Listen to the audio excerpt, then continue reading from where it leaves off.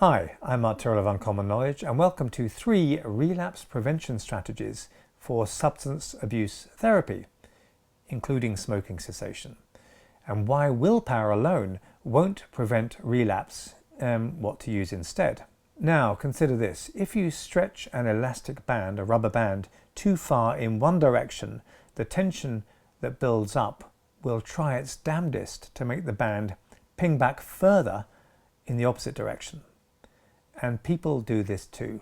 Tell a teenage girl not to see her edgy but compelling boyfriend, and because you're pulling her in one direction, she'll be more compelled to go in the other direction and she'll want him even more. Deny yourself the treat of a cigarette, then watch yourself relapse, snap back into the habit when the denial gets to be too much. Because denial is a form of pressure, of course. Trying not to smoke, not to call your toxic ex, or not to hurl those refined carbs down your throat are all very commendable, of course, but the problem with willpower is that it tends to be rather finite. And researchers have even found that using willpower in one place, biting your tongue around the impossibly irritating coworker perhaps, can weaken it elsewhere. So after a day of not telling your coworker what you think of them, you may then not have any reserve willpower to resist going on that cream cake binge when you get home. Okay. All the evidence does tell us that willpower can be strengthened with practice, so your will isn't powerless. However, relying exclusively on willpower may not always be the way to go. It can be great for kickstarting things, but willpower can backfire. And denying ourselves something can make that something much more compelling. The rubber band effect. We can willpower our way through the first steps out of smoking, but at some stage it needs to feel natural not to smoke rather than a constant effort. So the pressure, the tension needs to go out of it. As therapists, we can help our clients get to the natural bit straight away, at least some of the time, by avoiding the rubber band effect as much as possible.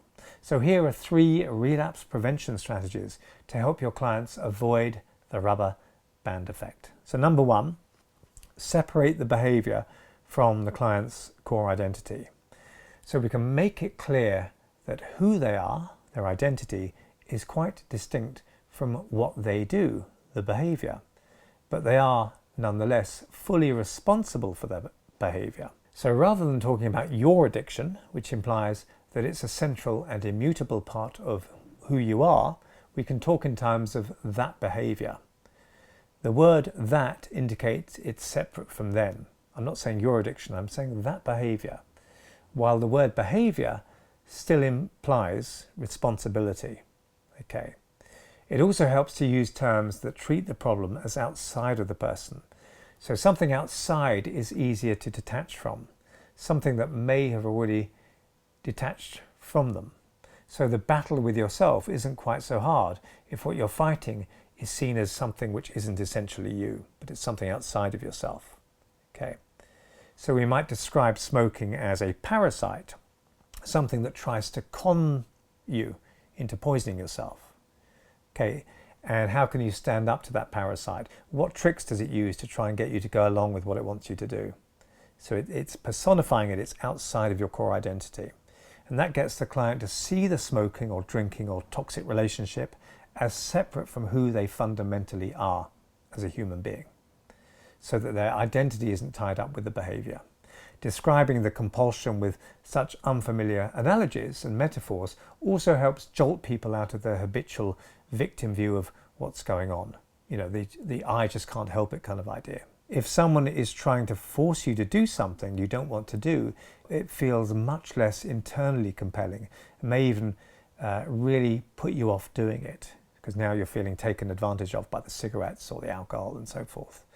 By describing the behaviour as external to them, something that is bullying them, that they can stand up to, we're seeking to bypass the rubber band effect altogether. So number 2, prepare them for the rubber band effect.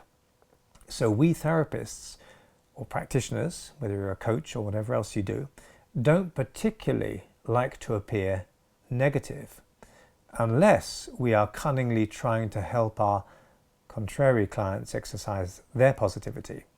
But sometimes forewarned really is forearmed. So I might start telling, for example, a woman how even though she feels strong and determined right now about not going back to her abusive ex, there might just come a time when the old pull to snap back into his arms again starts to feel very strong. It might be a time when you feel a bit tired, I might say to her, or bored or lonely, when suddenly your head is full of biased memories of good times, blanking out all the bad times. And that urge to get in touch just feels stronger and stronger. And then how are you going to let those promptings to contact him again know who's boss? How are you going to stand up to those promptings, to those whispers in your ear to get back in touch with him? So in this way, we're preparing for the elastic band effect or the rubber band effect by acknowledging that it exists and that tension may well get tighter and start to propel the person back again.